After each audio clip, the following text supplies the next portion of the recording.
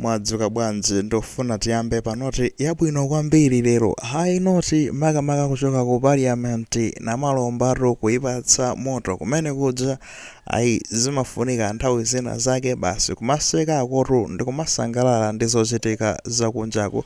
Tiyambe ndi motere. So what is this misrepresentation that you drive black box? Don't do that again. Leader. Don't do Honorable that. Deputy Leader, please. Black box, don't do that. Honorable Deputy Leader, you have made up your point. Thank you very much. Thank you so much. Second deputy. Can I have order, please? Can I have order?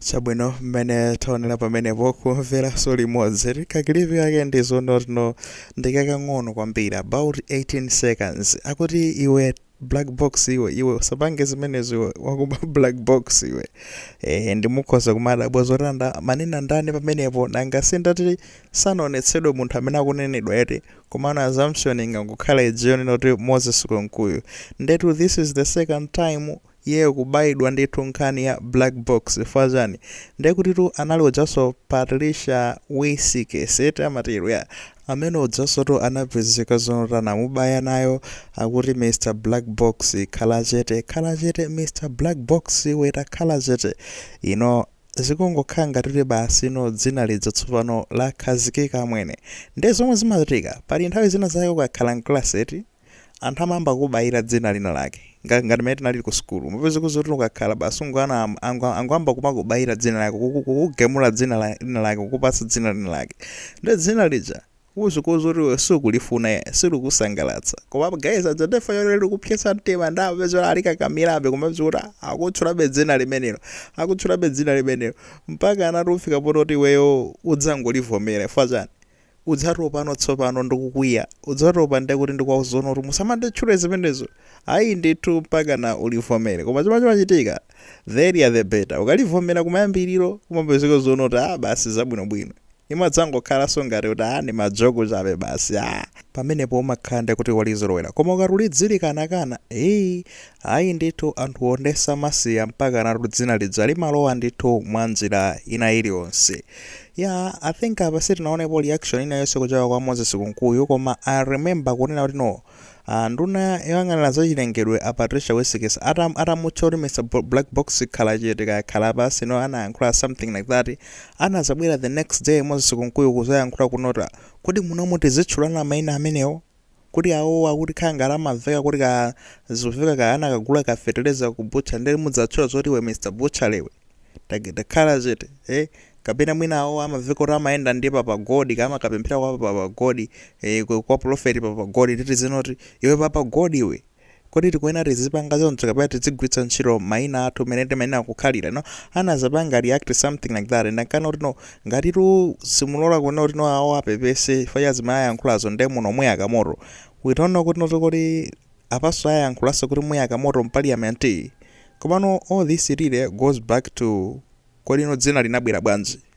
dzina linabwera bwanji la black box zikanakhala zonena kuti za black boxes zija anazilongosola bwino mu nthawi yake nthawi imeneyo ndikukhulupirira zonena kuti sibweze nde kuti tikumamva zone kuti ayi apatsidwe dzina limenelo black box chifukwa ngozi dzaita chitiketi press briefing je akuimenya Kunkuyu palibe amene anawuza zonena kuti afotokoze za black box guys ndine sitinkadziwa mwina ndiwochepa amene amadziwa sitinkadziwa zoti mundegeso mmakhala black box zinatotengerano ndekuti anthu ena ayo kuyamba kumafotokoza zona kuti ayi black box ili kuti black box ili kuti mpaka ifo madabwa black box ndechani ayi mmakhala zimene ndekuti anthu amayankhula zimasungidwa mmenemo zonse chani mene kunena kuti kupanda ndekuti anthu amene adza kuyankhula ife sitikanadziwa kupanda ndekuti Kunkuyu kumakamba zokhuza naye black box ndi zina zoterozo zonse zofunikira mu ndegemo zasungidwa poyenera chani kupanda kufotokoza okha ndekuti sitikanadziwa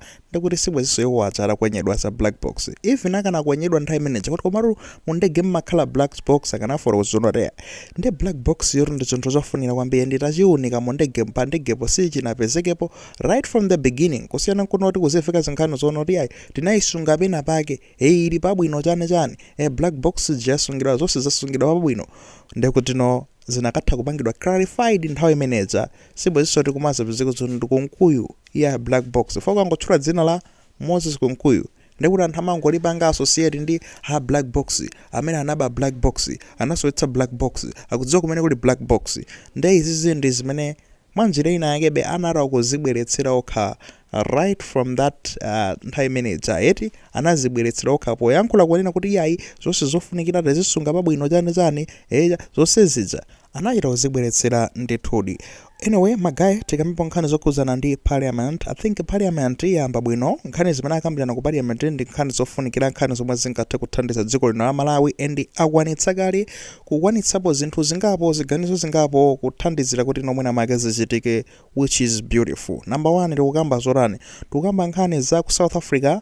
Abale ndi alongo omwe ali ku South Africa magaya ku Parliament akhala kuzilondoloza notsopa kodi mukupanga motani, zili motani, discussing and deliberating about the issues amene adzawa zakhala ndi kuti zili zinthu zofunikira kuonesa zonali ayi at least mwayikako zinthu zokhudza Malawi pa mtima panu ku Parliament ko fake mokambirana zimenezi, which was beautiful. Kuchoka pamenepo kunali nkhani zokhuzana ndi kuti ndi kuphedwa kwa Dr. Shomo, nabweretsanso ndi kuti last week kunapezeka zono anakambira naso kumene kujenda anthu kunali kukankha zono tikufuna zimenezi chilungamo zoneke chiyendepo pamenepa. Another thing which is good, zomwe zikuoneka zono tili iye mukambirana zinthu zokuti ndizothandiza dziko lino mwanzira ina yake mukuyenda nafe ngati anthu.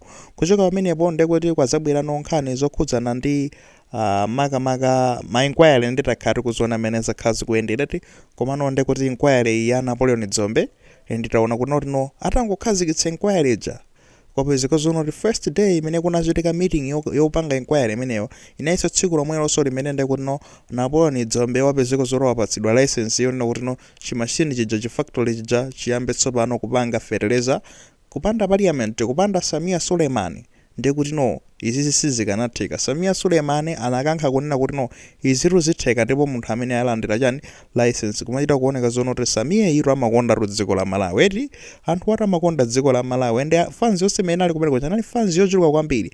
Mafans unali ma MP azibani zosiyana onse kunali kukankha ndithu kuona kuti zinthu zija zooneka kuti zitheke ndipo pamapeto penipeni zatheka munthu kuja walandira ndekuti chani license yona kuti chinthu icho chikusambukira ntchito, which is good.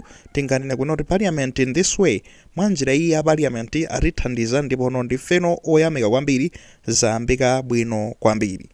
Mbali yotsutsa nayonso ikuoneka kuti yayi ikubweramo ndithu zimene zimafunikira ndi zimenezo ngati mwachisanzo dzulo Stephen Malondera baba amapezeka zoti amali kwenya boma kuona kuti lifotokoze bwinobwino kuti likukamba zono limaononga ndalama zokwana 1 million pa munthu wina aliyense kunchotsa South Africa kumbweretsa kuno ku Malawi. Komatu transport yochoka ku South Africa bwera kuno ku Malawi ndi 300,000 ndi ino mukambano zono kuti 600,000 mayiwonongera pa zinthu zotani. Funso lofunikira to limene mungathe kuliona kuti transport yochoka ku South Africa bwera kuno kumodzi ndi zinga tokamba zoti 300,000 chabwino tiyo jetsirepo 350 ndeno 550 kandi Choncho kandi 4 kandi 550 I don't know, it's 650 mukigwisa ntchito yotani 650 imene yakutsalayo mukigwisa ntchito yakira ntchito yotani pa munthuyo chifukwa ndi kuti timani atizowerenga chabwino mutani kuti kapene nali feeding kapene nali chani komano.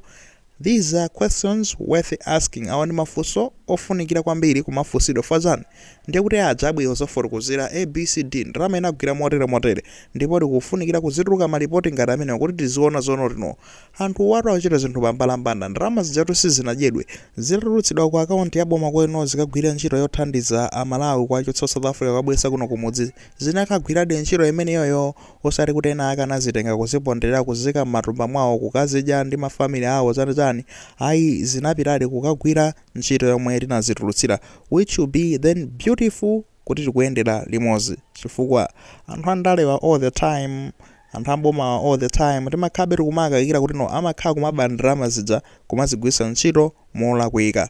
Ndeno mafumu mangofuna ngopanga emphasize kuno kuti zimene zonso ndi zinthu zabwino ku Parliament kucha opposition izigwira ntchito yake nawonso ndekula kumbali ya boma azigwira ntchito yawo wose kupanga ziganizo zimene zingathe kuthandiza dziko lino, and so far so good. I think Parliament nde mene yambira ineyo nde yandiyambira panoti yabwino and zikundisangalatsa mmene akuchitira zinthu zawo. I hope ndekuti safoka akhalabe akumachita motero mukukambirana nkhani zomwe zingathe kuthandiza dziko lino ndethudi akuti It is not in my interest to reflect on the speakership, but I've always believed that figures don't lie. I had only started my submission. I had given a one-way trip. I had not even gotten to the second return trip. Now, I was not even concluding, but I had to respect my dear honorable brother, the deputy leader of the House. Let me put this on record. That one-way trip for Tsangano Logistics is 230,000. Matuas is at 250,000. Ulemu is at 250, and Ngomeni is at 280,000. I'll give it a return, madam. We'll give it the most expensive at 300,000 Malawi kwacha. If you take out 300,000 one way, return trip, it gives you 600,000. In that case, if you make calculations, it gives you, out of 1.6 million pay returning a citizen, it leaves you with 1 million kwacha. Who is getting that 1 million? Are we telling each other that logistics within South Africa, food and whatever, is costing 1 million, and 600,000 is costing transportation? If that is very expensive, if it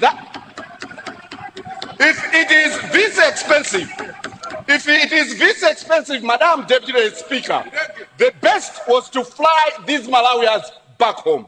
Because a return ticket from Malawi to South Africa, within 2 hours you land in Malawi with 1.3 million return tickets using Malawian Airlines. So we are making decisions which are unacceptable. You are exposing women to long trips, and others have even given birth along the way, when you have the best option at hand to save better our dear women who are being repatriated from South Africa to here.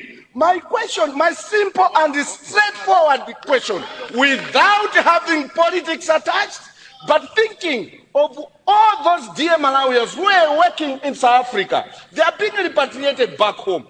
Out of that budget, 24 billion against 15,000 people, and everyone being entitled to around 1.6 million Malawi kwacha. When a return flight within 2 hours, you can fly to Malawi and back. In that case, within a day, you can fly over 1,000 people. Who is eating or chewing this money, this balance? That's where I want. So the committee can do better by probing even more to find out the details, who is spending what and how much, and who is. With these remarks, Your Honor, first, second Deputy Speaker, I would like to thank you on behalf of the people of Lilongwe Koswese for honoring us with this submission. May you save this nation much better than what we're doing now using this. Thank you so much, Your Honor, first Deputy Speaker.